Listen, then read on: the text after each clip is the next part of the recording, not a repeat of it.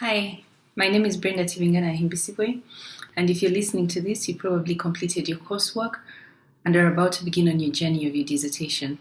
So congratulations on what you've achieved so far. I practiced as a general practitioner in a rural hospital in Uganda for about 2 years, but since I was always drawn to research and to evidence-based practice, I decided to do a master's in public health. Since then, I have moved to Canada, where currently I practice as a researcher at the Center for Medical Evidence, Decision Integrity, and Clinical Impact here in London, Ontario. And my dissertation played a big role in me attaining that job, and that is why I am delighted to share with you what I learned through the process. My dissertation was the first piece of academic writing that I had ever undertaken, and I was both excited and greatly intimidated about the prospects of having to produce a substantial piece of work that is required of all Emirates students at Manchester. However, putting things in perspective does help because not everybody in the program has an academic background. However, most have passed. Therefore, I knew the chances were likely that if I worked hard, I probably would as well. What is also helpful is that the dissertation program is designed with lots of resources to help all the students, as I'm sure you've already learned by now. The dissertation module helped me, and reading through the dissertation handbook and the coursework was instrumental in helping me get started.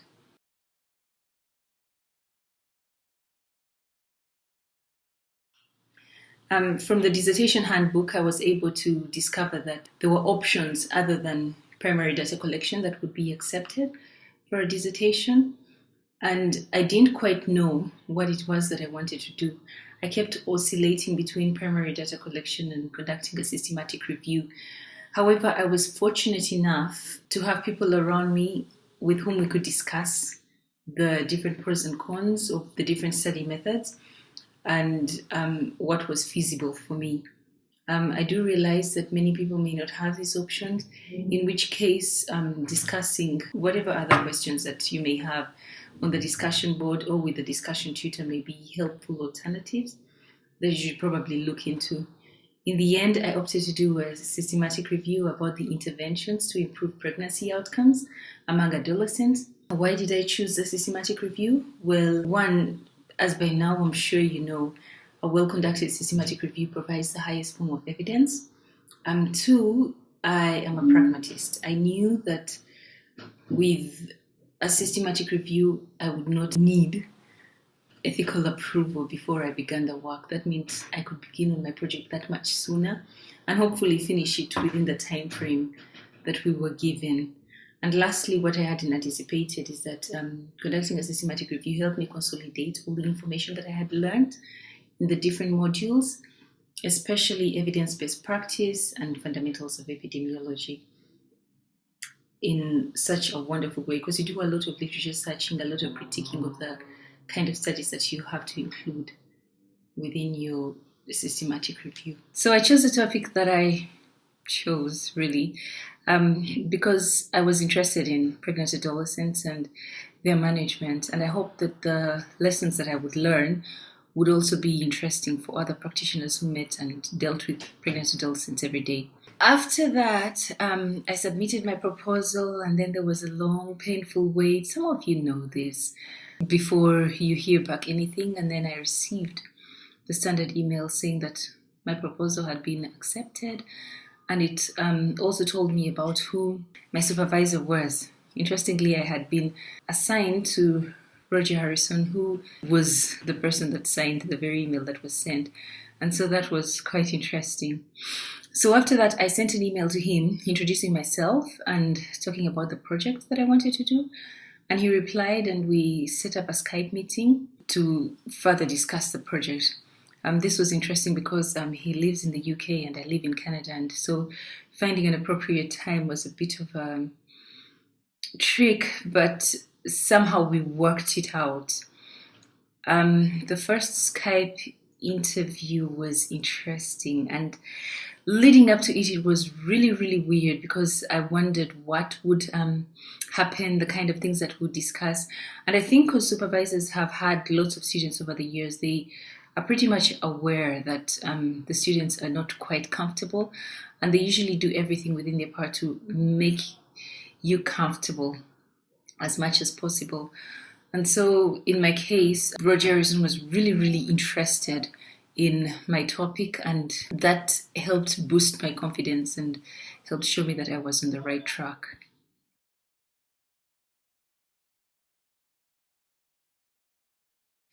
So the Skype meetings were monthly, and after that first meeting, we set up ground rules, if you will, about how we would run those meetings. Roger Harrison said that he preferred to have chunks of work sent to him, preferably about a week before the next meeting, in which he could look through the work and then make recommendations or have an idea really of where it was that I was at. In theory, that sounds really, really good. But for me, it was nerve-wracking because many times this work was in the process of being done and it's in draft form, and I feared that I would be judged based on that. However, at that stage, that is not the role of your supervisor. He was really supportive, and he would quickly identify the areas where my knowledge was deficient, and then recommend other resources that I needed to read, or we would discuss it through so that I would understand what it is that I am trying to say or the kind of things that I wanted to achieve. I also tried at every meeting to have a list of questions, and believe me, it's not difficult. You will have many questions that you'd want to discuss with your supervisor. And he was really helpful in trying to bring clarity in the matter of mess that is the dissertation, and that was really, really helpful. What I hadn't anticipated with my supervisor later is the continued work relationship that we would have, because after the dissertation was done, then he asked that we have the work published.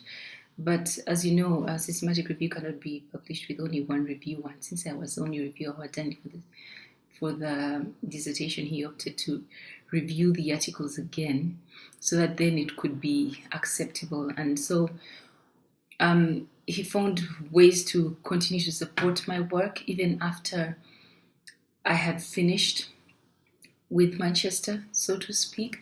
And that has been wonderful because then we can continue with other academic collaborations.